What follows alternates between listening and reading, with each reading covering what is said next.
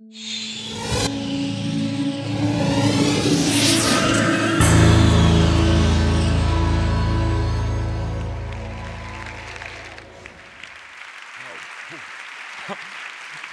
là, tu restes là. C'est toi qui m'as fait venir ici. Waouh, ça fout les jetons. J'ai l'impression de voler le métier de mon père. C'est horrible. Bah, c'est horrible, en plus c'est difficile parce que je suis censé vous libérer en fait, je vais dire 2-3 conneries, puis après vous allez pouvoir partir, manger, faire des choses comme ça. Mais bon, c'est très intimidant parce que moi je ne suis ni aveugle, ni généreux, ni rien.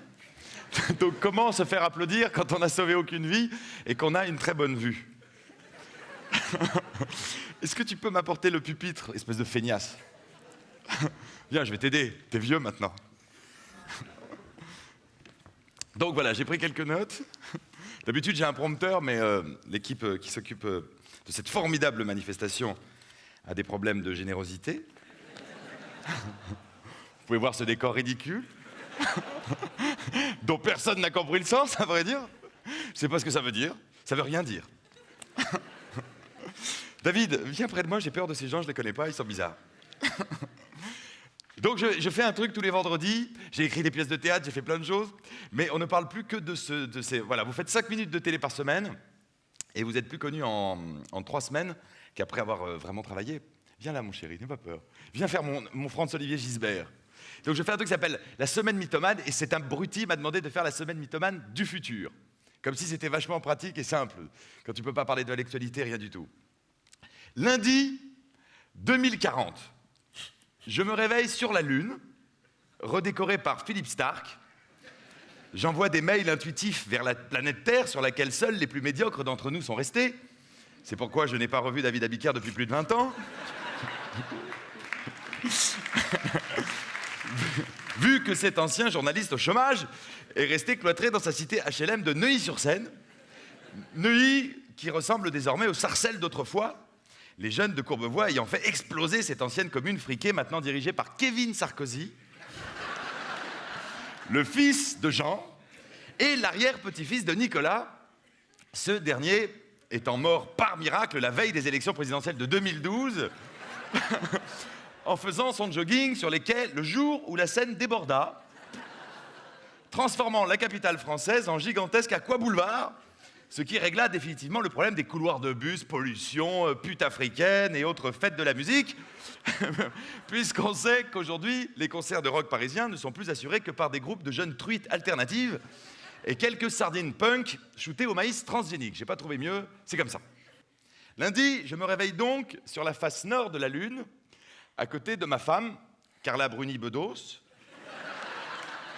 Carla, qui, fidèle à son habitude de ne s'accoupler qu'avec les grands de ce monde, s'est vite consolée dans mes bras.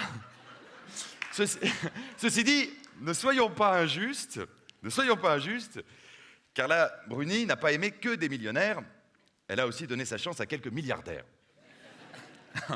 Et en 2040, c'est moi. Bon, en 2040, Carla a plus de 70 ans, certes.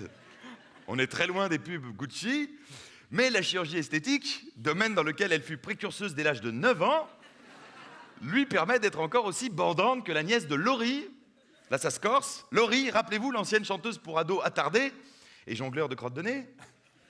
Laurie qui, en 2040, est désormais la reine du 3e âge, la championne toute catégorie du marathon lunaire en fauteuil roulant. Pouf. Mardi 2040. Plus besoin de tromper ma femme, je branche directement mon sexe d'1m40 sur une interface et je passe en revue les stars du porno à la mode que je peux web sodomiser en 2 ou 3 clics. Oui, en 2040, on dit... Alors c'est très très mauvais là. Oui, en 2040, on dit plus crac crac, on dit clic clic.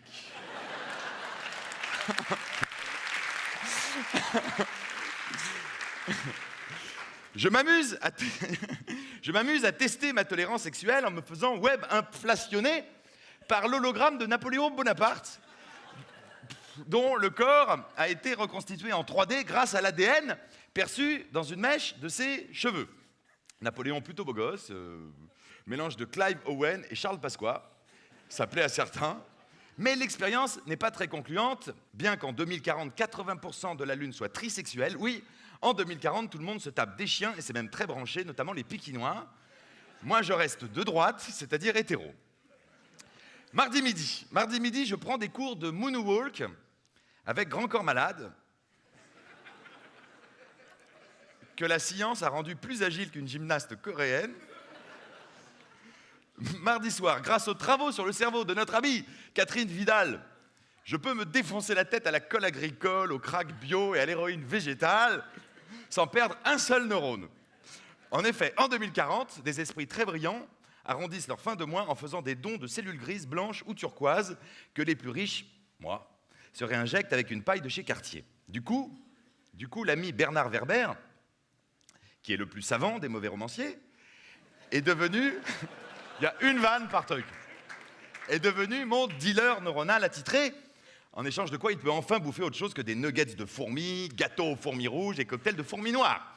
Jolie reconversion pour cet écrivain qui, en 2040, a loupé 52 fois l'Académie française. Tiens bon, Bernard, je ne sais pas où il est. Les 40 premières années sont toujours les plus longues.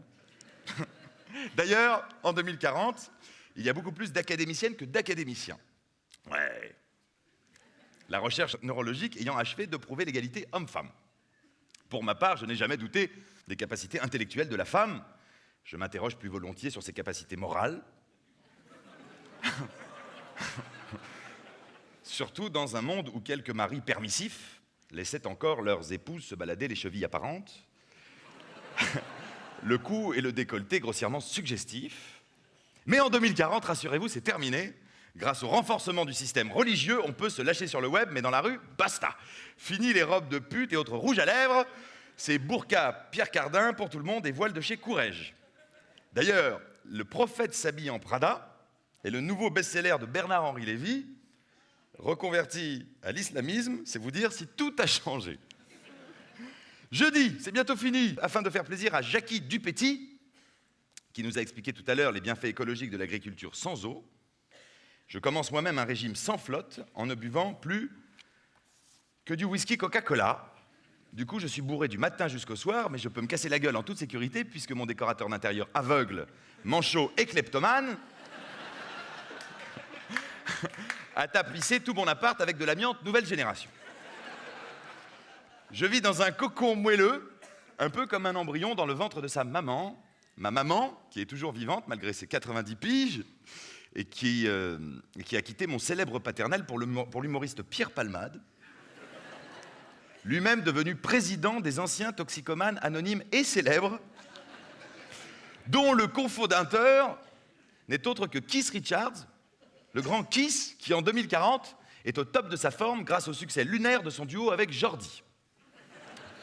Vendredi, pour finir, je suis l'invité d'honneur de la soirée TEDx 2040. Une aire limousine vient nous choper, Carlita et moi, au sommet de l'Empire State Building 2, notre résidence d'été lunaire, et nous sommes applaudis par 30 millions de geeks. Sauf que contrairement à ceux de 2011, le public n'est plus essentiellement constitué de jeunes puceaux acnéiques et prépubères, incapables de draguer une nana autrement que sur Facebook. Non, les temps ont changé, les geeks ont pris le pouvoir, transformé notre avenir, ils sont présidents, ministres, multimilliardaires, prix Nobel de poésie informatique, et sexuellement actifs dans les bras des Kate Moss de demain, celles qui pèsent désormais 145 kilos. Car en 2040, la mode est aux truies bien épaisses. Fini le diktat de la brindille sortie d'un camp nazi. Vive les courbes et les pots de Nutella. D'ailleurs, Miss Univers est aussi confortable qu'un canapé Ikea. Et les complexes sont derrière nous. La preuve, Nadine Morano et Christine Boutin ont arrêté la politique pour faire du cinéma. Et elles se font rouler des pelles par Brad Pitt et Jude Law. Il est pas beau, le monde de demain. Moi, il me fait rêver. Il ne vous reste plus qu'à le rendre meilleur que tout ce que je viens d'inventer bêtement. Voilà, pour moi, ce fut une semaine de merde. Alors imaginez ce que je pense de la vôtre. Merci beaucoup.